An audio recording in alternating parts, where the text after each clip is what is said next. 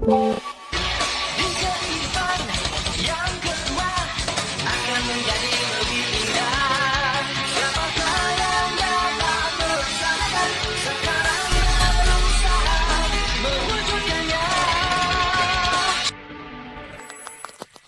Halo minasan, balik lagi sama Ray di sini. Selamat datang bagi pengunjung baru. Bagaimana kabar sobat recap semua? Semoga sehat dan tetap semangat di segala kondisi. Pada kesempatan kali ini kita akan bahas kasus misteri yang terjadi di sebuah desa terpencil. Dulunya desa ini merupakan tempat wisata yang terkenal oleh kuil dalam gua. Namun seiring pergantian zaman, kuil tersebut jadi sepi pengunjung. Nah, sebuah ide cemerlang berhasil membuat wisata di desa tersebut kembali ramai pengunjung. Yang menarik di sini, salah seorang penduduk di sana mengira Haibara ini adalah cucunya, padahal cucunya telah tewas saat kecelakaan. Sebelum ke alur ceritanya, support kami dengan cara subscribe channel ini yang pastinya gratis. Hanya perlu padamkan tombol merah, like juga bila suka video ini, dan tinggalkan jejak kalian di kolom komentar. Jangan lupa nyalakan bel notifikasinya agar tidak ketinggalan updatean video terbaru dari channel ini. Arigato gozaimasu. Oke, kalau sudah semua, siapkan kopi cemilan buat diri kalian sesantai mungkin karena cerita ini hiburan bermakna. Kita langsung aja ke TKP.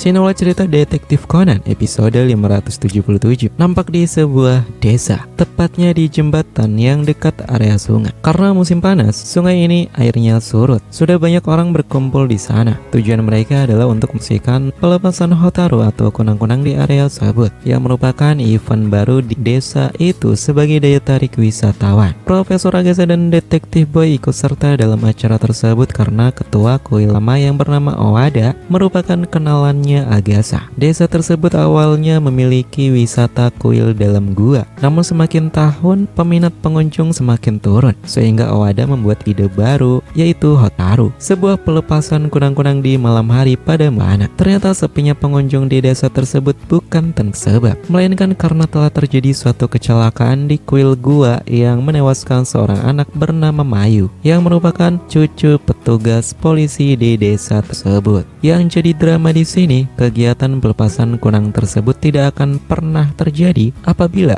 Owada tidak menyepakati perjanjian dengan anak kepala desa yang bernama Nakami, di mana Nakami ini sebagai orang yang telah mendanai peternakan kunang, dan sebagai imbalan atau syaratnya Nakami akan menikahi putri Owada, yaitu Aoi. Nah, kesepakatan ini sebenarnya bermasalah karena sejak awal Aoi sudah punya pacar bernama Tatsuma. Akibatnya Aoi dan Tatsuma kini harus menjaga jarak. 15 menit berlalu, mobil bak pengangkut kunang yang dibawa Nakami dan Tarumi sampai di lokasi. Tarumi langsung membuka kandang-kandang kunang usai meminta semua penerangan lampu dimatikan. Dan pemandangan kunang yang berterbangan di malam musim panas itu sangat indah, tentu saja memanjakan mata para pengunjungnya. Ringkas cerita, setelah beberapa menit berlalu, Owada mencari Nakami. Dia bertanya ke Tarumi. Di saat itu Tarumi menghubungi ternyata Nakami berada di Batu Eboshi dengan suara rintih kesakitan dan seperti ada orang lain yang telah mencelakai kami. Di saat Tarumi bergegas, dia menyatakan kunci mobil baknya ternyata telah hilang dan Tarumi menduga Nakami telah membawanya, sehingga mereka pergi ke Batu Eboshi menggunakan mobil Beetle-nya Profesor Agasa. Di dalam mobilnya yang terparkir dekat Batu Eboshi, mereka menemukan Nakami yang telah tewas. Conan mencium bau almond dan menyimpulkan korban tewas karena diracuni. Di dekat tubuh korban ditemukan botol minum. Kasus tersebut pun diselidiki polisi lokal, yaitu Narutaki. Nah, ketika melihat Haibara, Narutaki ini teringat dengan cucunya yang telah tewas, yaitu Mayu, karena sangat mirip. Setelah dilakukan penyelidikan secara menyeluruh,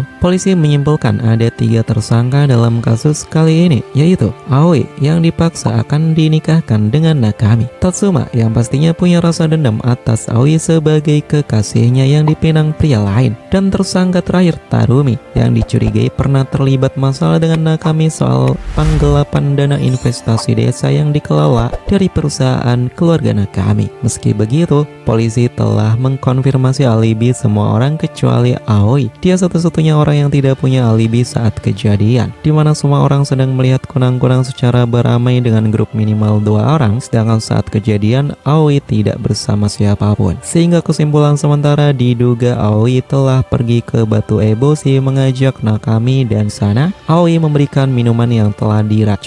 Di sisi lain, Conan berhasil menemukan sebuah petunjuk penting tak terduga dari Genta. Jadi ketika Genta berusaha menangkap kunang-kunang, tak sengaja kunang tersebut terbang ke mobil bak. Genta pun membuka pintu mobil itu dan menemukan sebuah senter. Namun senter tersebut saat dicek oleh Conan bukanlah senter biasa, melainkan senter multiguna yang bisa dipakai untuk record suara dan memainkan musik atau suara tersebut. Sebelum Aoi dibawa ke kantor polisi, Agasa dan Conan menghentikannya dan memulai deduksi. Agasa menyatakan bahwa pelakunya bukan Aoi, melainkan Tarumi. Kronologi kejadian sesungguhnya, sebelum Tarumi mengantar mobil bak berisi Hotaru ke lokasi, Tarumi membohongi Nakami bahwa Aoi meminta bertemu di Batu Eboshi, dan Tarumi memberi minuman kesukaan Nakami yang telah dicampur racun. Kemudian membuat alibi menelpon Nakami dan bersaksi bahwa Nakami telah diserang seorang. Dan saat menghampiri mobil Nakami, Tarumi orang pertama yang berlari. Di saat itu Tarumi mengganti botolnya dengan botol kosong yang telah diisi kunang agar seakan Nakami ini pergi usai mengirim Hotaru ke sungai. Akan tetapi bukti tak terbantahkan, yaitu rekaman suara Nakami yang menyuruh mematikan lampu jalan dan melepaskan Hotaru yang ada pada senter, membuat Tarumi tidak bisa mengelak kejahatnya. Padahal sudah jelas kejahatannya tersebut. Namun Tarumi mengeluarkan pisau dan menyerang Aoi. Serangan tersebut dihalangi oleh Tatsuma. Tarumi pun berusaha kabur dengan menyandra Haibara. Dia berlari ke arah kuil gua, diikuti detektif boy dan polisi. Karena area gua tersebut gelap, Tarumi tidak memperhatikan langkahnya. Nah, di saat Haibara menyadari adanya genangan air, Haibara berusaha melepaskan diri, namun Tarumi ini berusaha menyerang Haibara. Di saat itu Narutaki berlari menimpa Tarumi hingga jatuh. Ternyata Tarumi masih bisa bangun dan berusaha menyerang Narutaki. Conan pun melepaskan bola sepak supernya dan tendangannya mengenai wajah Tarumi hingga membuatnya pingsan. Usai itu, Narutaki yang khawatir dengan Haibara sambil memanggilnya dengan nama cucunya yaitu Mayu nampak bersyukur karena Haibara baik-baik saja. Haibara pun berkata, "Aku bukan Mayu." Dengan tersenyum menambahkan kata, "Tapi terima kasih sudah menyelamatkanku." Tarumi pun ditangkap dan motifnya sudah jelas bahwa dia telah menggelapkan dana perusahaan keluarga Nakami sehingga berusaha membungkam Nakami yang menjadi saksi kebenaran tersebut.